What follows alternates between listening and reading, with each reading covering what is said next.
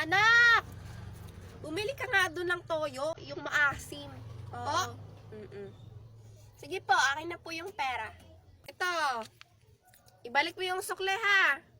At ibibili ko pa yan ng tawas bukas. Oo. Opo naman ma, ako pa. Tao po. Pabili nga po. Sorry. Ano yun, be? Toyong maasim. Ilan? Isa lang po. Ito po yung bayad ko, manang, oh. Loh, grabe ka naman makamanang. Ha? Ay, be, kulang yung pera mo. Kulang ka pa ng piso. Ganun po ba? 20 lang kasi yung pera mo, eh. Sige po, balik na lang po muna ako. Mama! Ano yon? Kulang daw po yung pera ko. Magkano?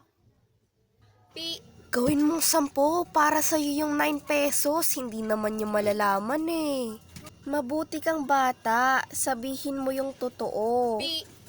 Yan, tama yan. Sabihin mo yung totoo.